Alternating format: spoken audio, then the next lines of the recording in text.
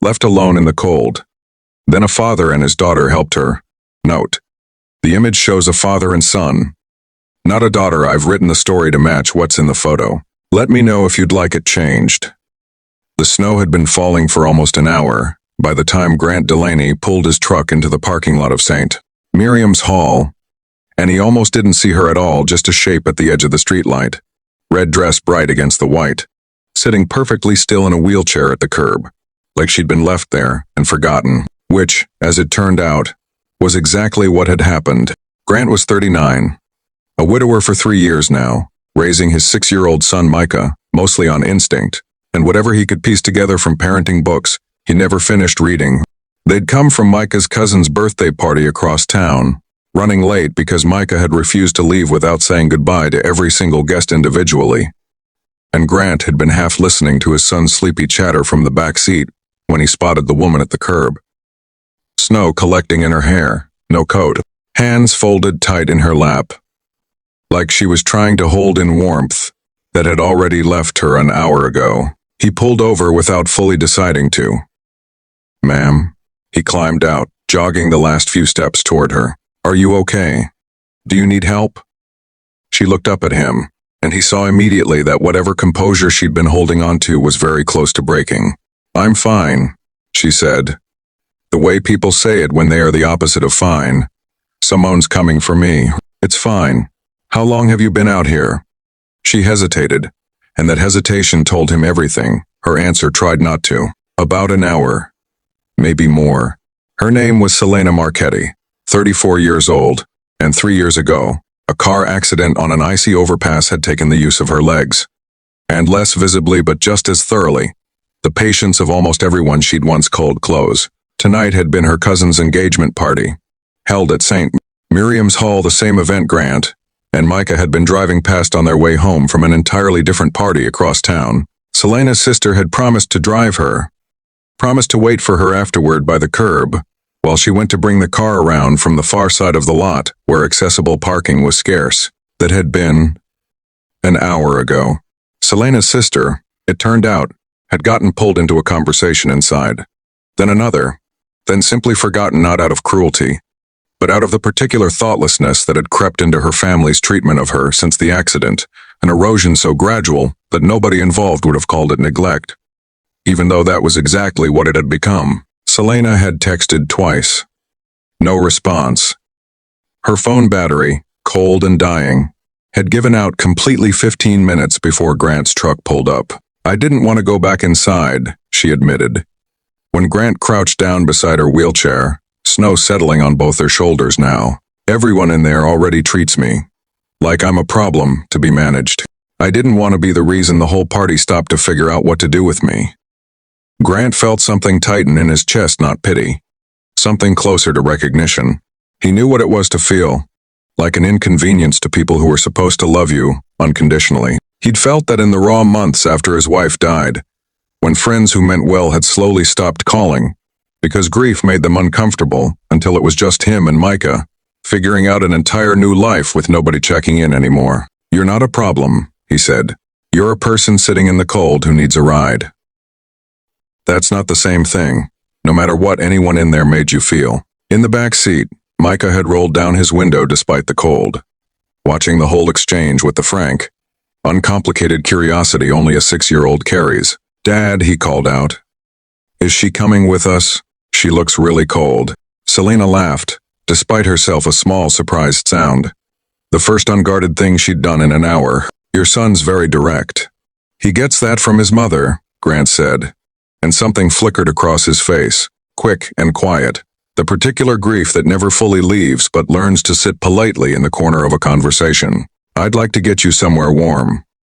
Is there someone I can call besides whoever was supposed to be here?" Selena's jaw tightened. "My sister's inside. I could call the hall, have someone tell her." "Do you want to?" Grant asked, gently, no judgment in it. "Or do you want to ride home instead?" She looked at him for a long moment, snow catching in her eyelashes, and something in her seemed to make a decision that had less to do with logistics and more to do with finally, after 3 years, choosing not to make herself smaller to protect someone else's comfort. "A ride home," she said, Please. Getting the wheelchair folded and loaded into the truck bed took Grant a few clumsy minutes. He'd never done it before. And Selena, with the patient exhaustion of someone who'd explained this process 100 times to well-meaning strangers, talked him through the collapsible frame release until it finally folded flat. Micah watched the whole operation from the back seat with rapt attention, then insisted on personally supervising Selena's transfer into the truck's front seat, holding the door, so it doesn't hit her. An instruction he delivered with such gravity that Grant had to hide a smile. The drive to Selena's apartment took 20 minutes. In that time, Micah asked her approximately 30 questions about her wheelchair, about whether it had brakes like a bike, about whether she liked snow, about whether she wanted to see his drawing of a dinosaur he'd made at the party, and Selena, who hadn't been asked an unguarded question by anyone in longer than she wanted to admit, answered every single one like it mattered. Because in that truck, with snow falling outside, and a 6-year-old's careful attention turned entirely toward her. It did.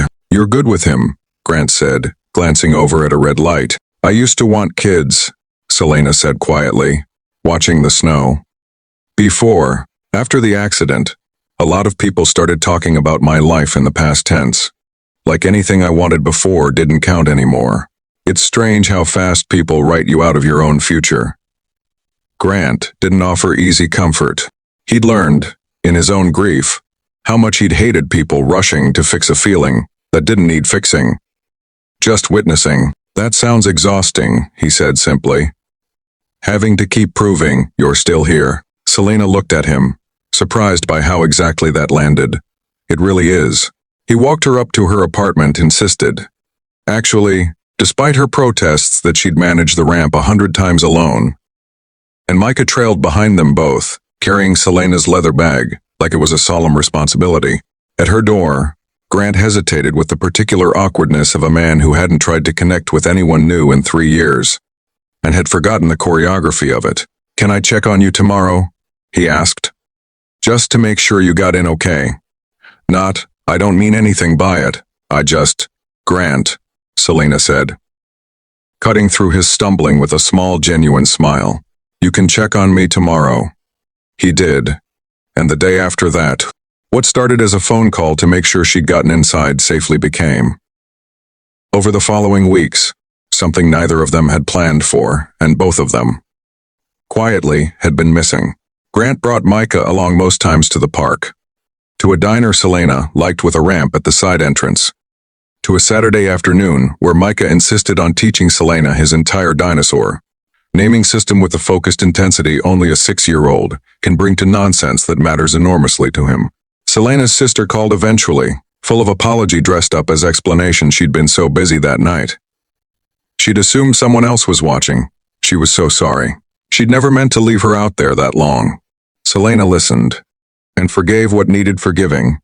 But something in her had changed permanently, that snowy night at the curb a decision, made somewhere in that hour of cold and quiet humiliation, that she would no longer accept being an afterthought in rooms full of people who claimed to love her. Grant, for his part, found himself doing something he hadn't done since his wife died. Looking forward to things. A Tuesday phone call, a Saturday at the diner, the sound of Micah and Selena's laughter from the other room while he made dinner, easy and unforced, filling a silence that had lived in his house for 3 long years. Almost a year later, on another snowy night, Grant proposed to Selena in the same parking lot outside St. Miriam's Hall, not out of any grand symbolism, but because it was, quite simply, the place where his life had quietly permanently changed direction. And he wanted to mark that honestly, instead of pretending the story started somewhere more romantic.